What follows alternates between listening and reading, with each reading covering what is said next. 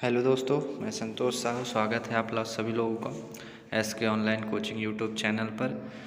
एक बार फिर मैं कक्षा 12वीं के बच्चों के लिए बहुत ही इम्पोर्टेंट क्वेश्चन लेकर आया हूं। यदि आप इन क्वेश्चनों को पढ़ लेते हैं तो आपका यूनिट 3 से जो 5 नंबर का क्वेश्चन आने वाले हैं वो बहुत ही ईजी हो जाएगा आप लोगों के लिए। तो जैसा कि आप देख रहे हैं स्क्रीन पर क्वेश्चन जो दिया हुआ है, सबसे पहले जो दिया हुआ है विशिष्ट चालकता, तुल्यांकी चालकता एवं आणविक चालकता का सूत्र एवं इकाई लिखिए तथा इन पर तन्यता का प्रभाव। तो आप लोग इन क्वेश्चनों को देख लीजिए और स्क्रीनशॉट मान लीजिए। मैं इनका डायरेक्ट आंसर बता रहा हूँ, क्योंकि कुछ क्वेश्चनों का आंसर मैं इस वीडियो में बताऊंगा और नेक्स्ट वीडियो में जो बचा हुआ क्वेश्चन है मैं उनका आंसर बताऊंगा। तो आप लोग प्लीज़ इनका स्क्रीनशॉट मान लीजिए। अब चलते हैं आंसर की ओर इन सब का। सबसे पहला है जो फर्स्ट क्वेश्चन था, विशिष्ट चालकता और तुल्यांकी चालकता और आणविक चालकता ज्ञात करने के लिए बोला था। उनकी परिभाषा, सूत्र और इकाई और उस पर तन्यता का प्रभाव बोला था। तो देखते हैं। तो इसमें ध्यान रखना कि सबसे पहले हम क्वेश्चन पढ़ते हैं विशिष्ट चालकता। क्या पढ़ते हैं? विशिष्ट चालकता क्या होती है? तो विशिष्ट चालकता मतलब विशिष्ट प्रतिरोध के व्युत्क्रम को विशिष्ट चालकता कहते हैं। इसे कप्पा यानी के टाइप से बना रहता है, उसको कप्पा से प्रदर्शित करते हैं। और विशिष्ट चालकता के बराबर होता है 1/ρ। यदि इसका रो क्या है? विशिष्ट प्रतिरोध होता है। रो क्या होता है? विशिष्ट प्रतिरोध होता है। ठीक है। इसका इकाई क्या होता है? के बराबर 1/ओम इंटू मीटर। मीटर को अपन छोटी इकाई सेंटीमीटर भी ले सकते हैं। यानी ये दोनों ऊपर जाएंगे तो ये क्या बन जाएगा? Ohm inverse into meter inverse बन जाएगा। तो ये ध्यान रखिएगा। इसके बाद है तुल्यांकी चालकता। तुल्यांकी चालकता क्या कहलाती है? यदि 1 ग्राम तुल्यांक को विद्युत अपघट्य को VML आयतन में क्या कर दिया जाए? विलय कर दिया जाए तो क्या बन जाएगा? उसकी समस्त आयनों की जो चालकता होती है तुल्यांकी चालकता होती है। तुल्यांकी चालकता लैम्डा AQ बराबर क्या कहलाता है? कप्पा इंटू 1000 बटे C क्या है? ग्राम तुल्यांक है। ठीक है। और कप्पा माने के का तो आप लोग देख ही लिए हैं। उसका यदि हम इकाई की बात करें तो इकाई क्या होगा? ओम इनवर्स इंटू सेंटीमीटर इनवर्स, इसका जो सबसे पहले बता चुका हूँ। और 1000 ये VML आयतन है ना, तो आयतन का घनत्व जो होता है, आयतन का जो मात्रक होता है वो क्यूब होता है। और सेंटीमीटर है तो सेंटीमीटर क्यूब बन जाएगा। और C बटे क्या हो जाएगा? ग्राम तुल्यांक हो जाएगा। यदि टोटली इसको करेंगे तो क्या बनेगा हमारा? इसका इकाई क्या बनेगा? Ohm inverse centimetre inverse centimetre की पावर 2 और ग्राम तुल्यांक इनवर्स बनेगा। यहाँ पे सेंटीमीटर की पावर 2 इसलिए बना है क्योंकि यहाँ पे सेंटीमीटर -1 है और यहाँ पे 3 है, तो -1 और +3 क्या हो जाता है? 2 हो जाता है, इसलिए यहाँ पे 2 लिखा हुआ है। चलते हैं नेक्स्ट आंसर की ओर। इसका आणविक चालकता। आणविक चालकता क्या होती है? यदि एक मोल विद्युत अपघट्य को VML आयतन में, उसमें क्या था? ग्राम तुल्यांक था। इसमें 1 मोल है, उसमें 1 ग्राम तुल्यांक था, इसमें 1 मोल है। ध्यान रखना को यदि 1 मोल विद्युत अपघट्य को VML आयतन में विलय कर दिया जाए तो समस्त आयनों की चालकता मोलर चालकता कहलाती है। ठीक है। या आणविक चालकता। आणविक और मोलर एक ही है, ध्यान रखना। कभी मोलर चालकता के उसमें पूछ देता है, कभी आणविक चालकता के रूप में प्रश्न को पूछ देता है। चलते हैं। इसका जो सूत्र होता है K इंटू 1000 बटे M माने मोल, उसमें C था, C माने ग्राम तुल्यांक। इसके बाद क्या है? इसका इकाई निकालेंगे तो ओम इनवर्स इंटू सेंटीमीटर इनवर्स और इंटू 1000 माने सेंटीमीटर की पावर 3, इसमें भी वही हो जाएगा। चेंजिंग कहाँ पे है? चेंजिंग केवल ये वहाँ पे ग्राम तुल्यांक इनवर्स था, यहाँ पे मोल इनवर्स है, बाकी ये सब सेम रहेंगे। ओम इनवर्स इंटू सेंटीमीटर की पावर 2। चलते हैं। इनका तन्यता पर प्रभाव क्या होता है? इनका तन्यता पर प्रभाव। तो तन्यता पर प्रभाव यानी विशिष्ट चालकता पर तन्यता का प्रभाव। तन्यता बढ़ाने पर जो होता है विद्युत अपघट्य की चालकता, विशिष्ट चालकता घटने लगती है ना। तन्यता बढ़ाने पर विद्युत अपघट्य की चालकता या विशिष्ट चालकता घटने लगती है। और आणविक चालकता पर तन्यता का प्रभाव, तो तन्यता बढ़ाने पर आणविक चालकता में वृद्धि होती है। चलते हैं नेक्स्ट आंसर की ओर। नेक्स्ट आंसर है डेनियल सेल का नामांकित चित्र बनाना है और उसके बारे में जो रेडॉक्स अभिक्रिया होती है उसको लिखना है। तो सबसे पहले इसकी कार्य विधि बताना पड़ेगा। तो इसमें क्या है, इसमें ध्यान देना, इसमें दो पात्र है, ठीक है ना। पात्र में ZnSO4 और एक पात्र में CuSO4 का विलयन भर देते हैं, ठीक है, या विद्युत अपघट्ट बोल सकते हो। ZnSO4 के पात्र में Zn का प्लेट और CuSO4 के पात्र में Cu का प्लेट लगा देते हैं, ठीक।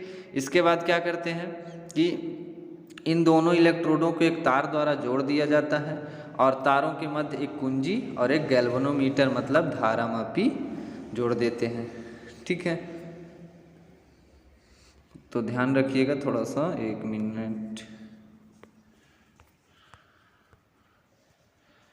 तो यहाँ पे क्या रहेगा, ध्यान रखना, इसमें एक धारा मापी जोड़ देते हैं, ठीक। अब क्या करते हैं, इन दोनों पात्रों को एक कांच की नली द्वारा, ये कांच की नली है, कांच की नली द्वारा क्या कर देते हैं, जोड़ देते हैं इन दोनों पात्रों को। इस कांच की नली में KCl का विलयन भरा होता है।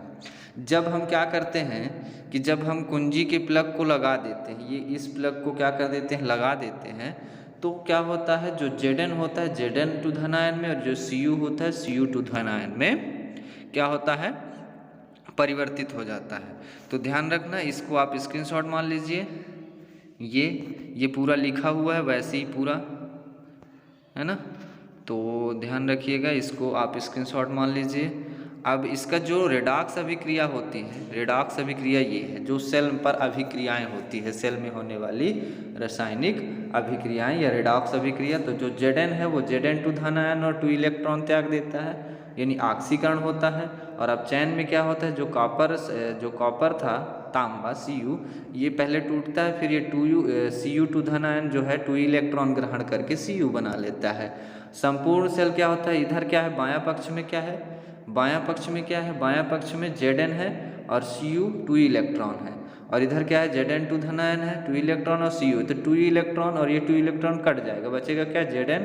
तो ये Zn, इसके बाद Cu, ये Cu, और इसके बाद क्या है, इधर Zn, तो ये Zn, और यहाँ से Cu, यहाँ से Cu, ठीक। तो आई होप ये वीडियो आपको लोग पसंद आता है, और पसंद यदि आता है तो प्लीज़ इसे लाइक करिएगा और इसे ज़्यादा से ज़्यादा शेयर करिएगा ताकि अन्य दोस्तों को भी प्राप्त हो जाए, और सब्सक्राइब करिएगा ताकि आने वाला वीडियो का नोटिफिकेशन आप लोगों के पास पहुंच जाए।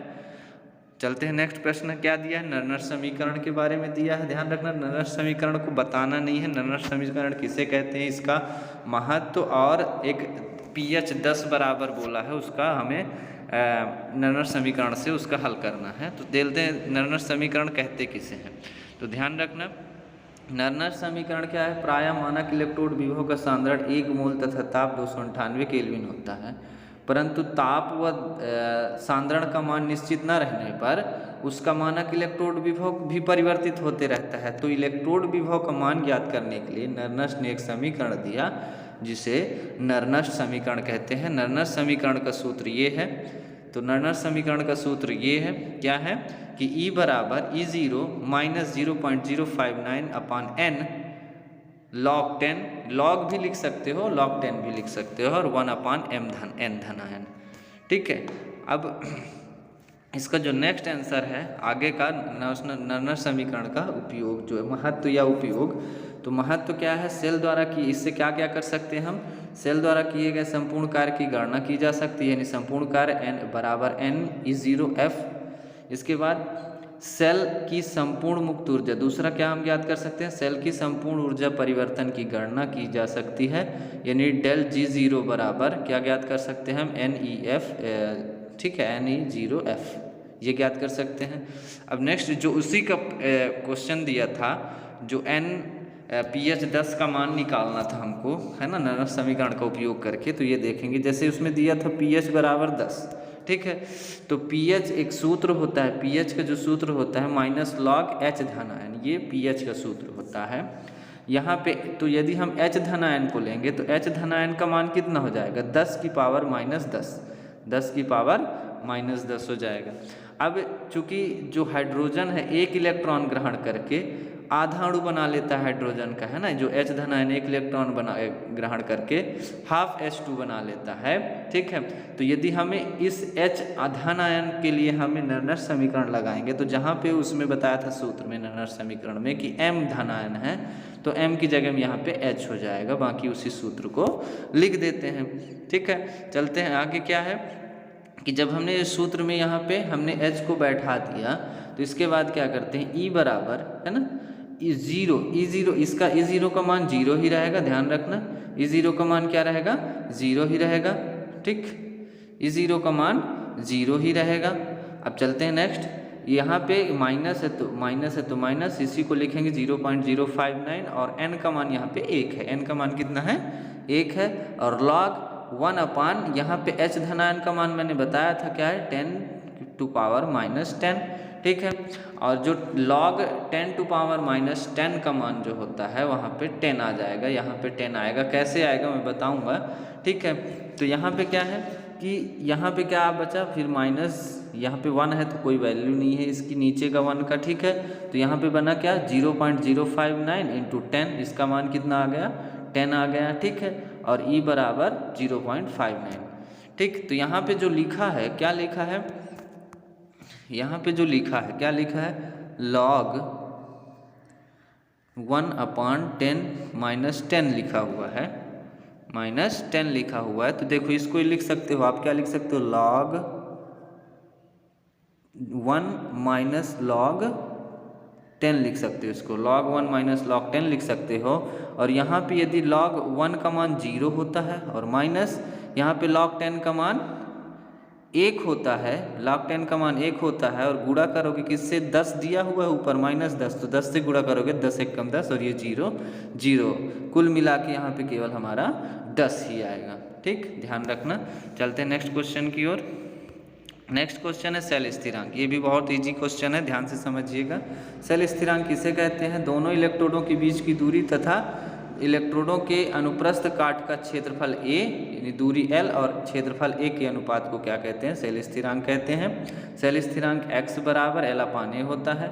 इसमें बोला है कि विशिष्ट चालकता और सेल स्थिरांक में संबंध, तो विशिष्ट चालकता और सेल स्थिरांक में संबंध क्या होगा, चूंकि चालक का जो प्रतिरोध होता है लंबाई के अनुक्रमानुपाती तथा क्षेत्रफल के व्युत्क्रमानुपाती होता है, अर्थात r proportional l upon a कह सकते हैं। ठीक है, अब r बराबर क्या होता है, जब प्रोपोर्शनल हटेगा तो रो एक नियतांक है जिसको हम विशिष्ट प्रतिरोध कहते हैं, तो रो इंटू एल अपान ए आ गया। ठीक है, अब इसके बाद r बराबर ये एल अपान ए बराबर चूंकि x होता है ये मालूम है, तो एल अपान ए की जगह में क्या रख दिया हमने x रख दिया, और रो को पक्षांतर किया तो r अपान रो बराबर x आ गया।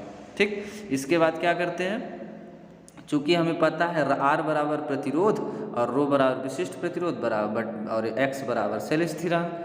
इसके बाद विशिष्ट प्रतिरोध का व्युत्क्रम क्या होता है, 1/4 चालकता, क्या होती है 1/4 चालकता, और विशिष्ट प्रतिरोध का 1/4 चालकता और विशिष्ट प्रतिरोध का 1/4 विशिष्ट चालकता, और सेल स्थिरांक का सेल स्थिरांक। नेक्स्ट देखना इसका फिर क्या होता है, दोनों को थोड़ा सा इसको ध्यान रखिएगा। जब क्या होता है, जब 4/2 हो जाता है तो इसका गुणा इसके साथ कर दो और इसका गुणा इसके साथ कर दो, तो आएगा क्या, यानी ये उल्टा हो जाएगा, विशिष्ट चालकता बटे विशिष्ट चालकता बटे हो जाएगा चालकता, विशिष्ट चालकता बटे चालकता और सेल स्थिरांक। विशिष्ट चालकता बराबर क्या हो जाएगा, इसको चालकता को इधर पक्षांतर करोगे तो गुणा में आ जाएगा, यानी सेल स्थिरांक गुणे चालकता। अब देखते हैं फैराडे का नियम। फैराडे का नियम क्या है, फैराडे का नियम क्या है भाई, फैराडे का नियम ध्यान रखना कि माइकल फैराडे द्वारा विद्युत अपघटन के संबंध में 2 नियम का प्रतिपादन किया गया है ना। कितने नियम, 2 नियम। तो प्रथम नियम कहता है, प्रथम नियम क्या कहता है कि जब किसी विद्युत अपघटन में किसी इलेक्ट्रोड में एकत्रित होने वाली पदार्थ की मात्रा है ना प्रवाहित विद्युत धारा मतलब आवेश के समानुपाती होता है, यदि इलेक्ट्रोडों पर एकत्रित पदार्थ की मात्रा W तथा प्रवाहित आवेश Q हो, तब W प्रोपोर्शनल Q और W प्रोपोर्शनल Q बराबर होता है IT। तो यहाँ पे क्या हो जाएगा, W बराबर ZIT, ध्यान रखना। ठीक है, और Z क्या है, जहाँ Z बराबर रासायनिक तुल्यांक, कौन सा, विद्युत रासायनिक तुल्यांक। ठीक है, ध्यान रखना। आगे चलते हैं। दूसरा नियम ये कहता है, दूसरा नियम क्या कहता है कि जब 2 या 2 से अधिक विद्युत अपघट्टों में, इसमें 2 विद्युत अपघट्ट, उसमें केवल एक ही विद्युत अपघट्ट रहता है, ध्यान रखना। इसमें 2 या 2 से अधिक विद्युत अपघट्टों में समान धारा यदि प्रवाहित की जाती है तब इलेक्ट्रोडों पर एकत्रित पदार्थ की मात्रा रासायनिक तुल्यांक के समानुपाती होता है, अर्थात W प्रोपोर्शनल E। E क्या है? रासायनिक तुल्यांक है, ध्यान रखना। अब यहाँ पे चूंकि यदि हम इसको बटे में करेंगे तो ये आ सकता है, यानी W/E बराबर स्थिरांक। अब यहाँ पे क्या करेंगे कि चूंकि यदि 2 विद्युत अपघट्ट है तो एक विद्युत अपघट्ट के पदार्थ की मात्रा W1 और रासायनिक तुल्यांक E1, दूसरे विद्युत पात्र की जो है दूसरे विद्युत अपघट्ट की मात्रा जो पदार्थ की मात्रा W2 और रासायनिक तुल्यांक E2। यदि इनका इस सूत्र से लगाएंगे तो क्या आएगा? W1/W2 और E1/E2। ठीक है, इसका ये आप लोग चित्र भी बना सकते हैं। बहुत बहुत धन्यवाद आप लोगों का जो इस वीडियो को अंत तक देखें, और आई होप आप लोग इस चैनल को सब्सक्राइब करेंगे यदि आप लोग इस चैनल में नए हैं तो। नेक्स्ट क्वेश्चन है मानक हाइड्रोजन इलेक्ट्रोड। तो मानक हाइड्रोजन इलेक्ट्रोड कैसे बनाया जाता है, ध्यान रखना। तो मानक हाइड्रोजन इलेक्ट्रोड, इसमें प्लैटिनम ब्लैक की एक परत चढ़ी हुई होती है, ठीक है ना, और इसमें जो है और इस प्लैटिनम ब्लैक को हाइड्रोजन आयन के 1 मोलर सांद्रण के विलयन में डुबाकर रखा जाता है और इसे एक कांच की नली से क्या कर देते हैं? ढक देते हैं, ठीक है। इसमें वायु और इसमें जो कांच की ऊपरी भाग होती है उसमें एक वायुमंडलीय दाब पर हाइड्रोजन गैस प्रवाहित की जाती है, चूँकि वो नली खुली रहती है जैसा कि चित्र में दिखाया गया है। ध्यान से देखिएगा इस चित्र को।